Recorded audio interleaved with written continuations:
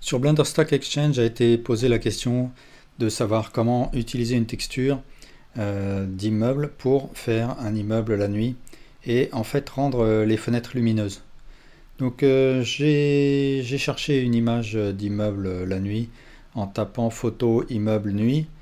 Ça peut en être une autre, mais j'ai mis en lien en description l'image si vous voulez récupérer la même. Alors je vais commencer par créer mon immeuble. Je fais Shift A Mesh Cube et je vais lui donner à peu près les proportions de l'immeuble qui est dans ma photo. Donc je fais un SY, SX et ensuite je vais sélectionner les deux faces que je verrai, c'est-à-dire ces deux-là, et je fais Unwrap Project from View. Et maintenant je vais mettre plein pot mon UV Editor, donc je fais CTRL barre espace et ici je vais faire un scale de mon UV et je vais caler progressivement les vertices de l'UV de manière à ce qu'ils correspondent à peu près au coin de mon immeuble. Donc là il faut peut-être que ça je le mette par là.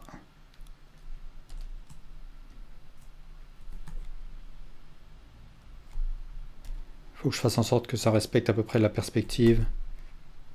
Voilà, quelque chose comme ça. Pour sortir, je fais CTRL barre espace. Et maintenant, je vais passer en mode Material Preview.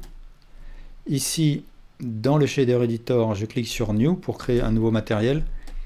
Et je vais sélectionner le Principal BSDF. J'ai activé la donne Node Wrangler. Donc avec CTRL T, ça va me créer les nodes suivants.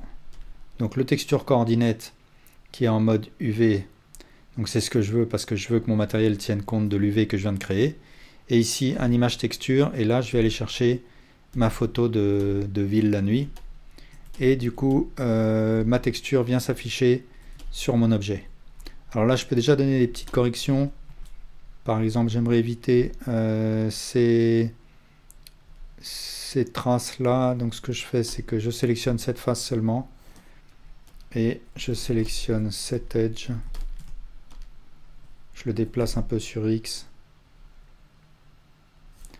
Ensuite peut-être qu'il faut que je réduise un petit peu l'épaisseur de mon immeuble, donc je vais sélectionner cette face et je vais la déplacer. Alors là ça n'étire pas ma texture, donc il faut que j'aille voir dans les options, et là j'ai une option Transform Correct Face Attributes qui permet de synchroniser les déplacements des vertices dans ma vue 3D avec les déplacements des vertices dans l'UV Editor. Donc là il faut que je désactive cette option, et maintenant si j'aplatis ma tranche, eh bien la texture est étirée conformément. Et voilà, je me retrouve avec quelque chose comme ça.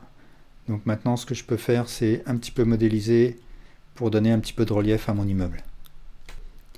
Alors soit j'essaye de suivre exactement les volumes de l'immeuble, mais je peux aussi créer quelque chose de plus fantaisiste. Donc pour l'instant ce que je vais faire en tout cas c'est créer des edge loops là où j'ai les barres verticales. Donc voilà, je crée toute cette série d'edge loops. Ici aussi je vais créer un edge loop comme ça et un autre comme ça.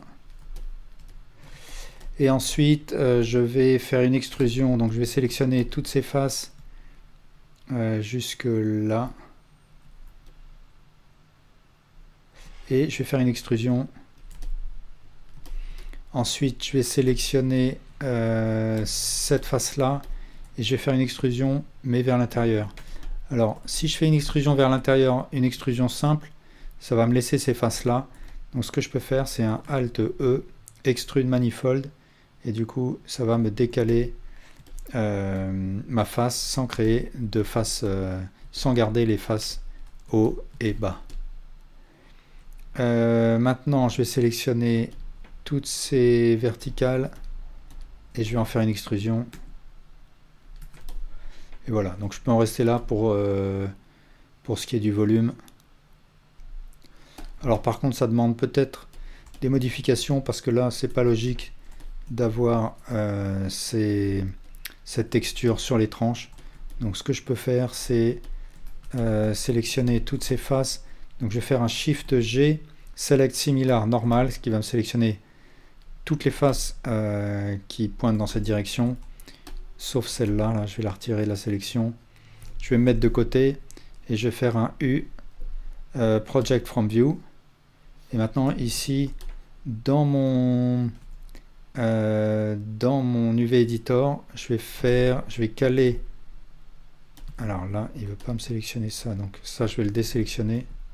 Je vais caler ces islands, ces UV sur une partie qui n'est que du mur. Donc je fais un SY, GY, et cette tranche aussi, SX, SY.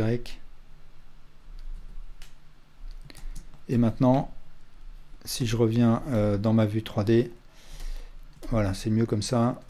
Il reste ces parties-là. De la même manière, c'est pas logique que et de la même manière, je vais faire un U, Unwrap ou Project from View, et je vais les mettre pareil de la même manière sur une zone, sur cette zone là.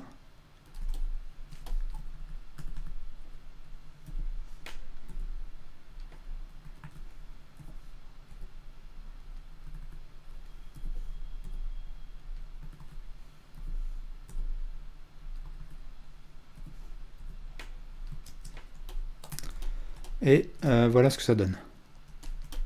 Alors une dernière précision à propos du mapping.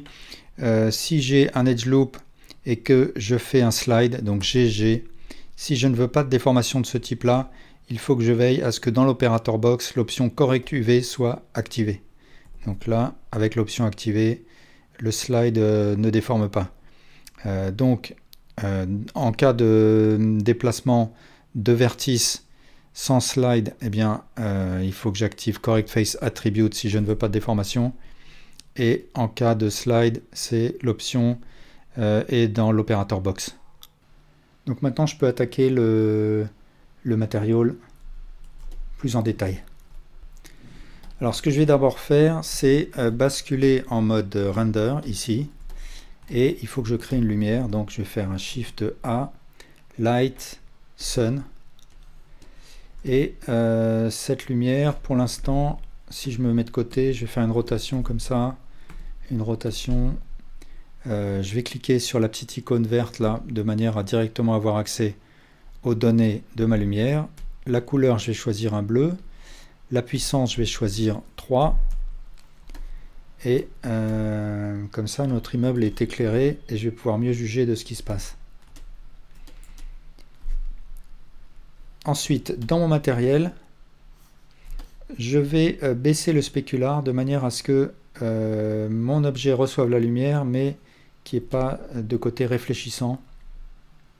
Et ensuite, ce que je veux maintenant, c'est donc que mes fenêtres émettent de la lumière. Donc comment je vais m'y prendre pour créer mes fenêtres lumineuses?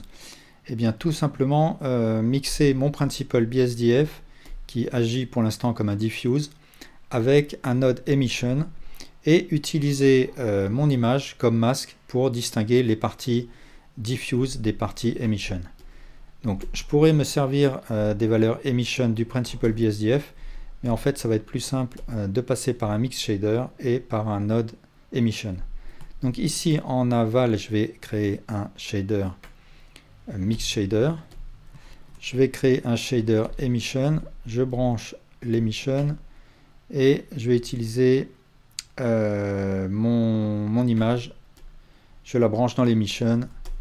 Et pour l'instant, rien de très particulier, mais il faut que j'utilise la valeur factor de mon mix shader de manière à renvoyer tout ce qui va être lumineux vers l'émission. Donc, comment je vais m'y prendre? Je vais créer un converteur color ramp. Je branche mon image dans le color ramp Pour visualiser ce qui se passe ici, je vais faire un CTRL-SHIFT, clic gauche, ce qui me donne un viewer qui me permet de voir ce qui se passe précisément avec ce node. Et là, je vais supprimer toutes les zones qui ne sont pas censées émettre de la lumière en jouant sur les aiguilles de mon color ramp. Donc là, il suffit que je remonte un tout petit peu l'aiguille noire et voilà ce que ça donne. Et maintenant, je vais utiliser ce color ramp en facteur dans les mix shaders et je vais resélectionner les mix shaders, CTRL SHIFT, clic gauche et pour l'instant ce n'est pas flagrant, mais je vais augmenter la force de l'émission. Dans le panneau render, je vais activer bloom, ce qui va faire un peu briller mes lumières. Et autre chose, je vais aussi changer la direction de ma lampe. Je vais mettre en vue de dessus et je vais faire une rotation comme ça.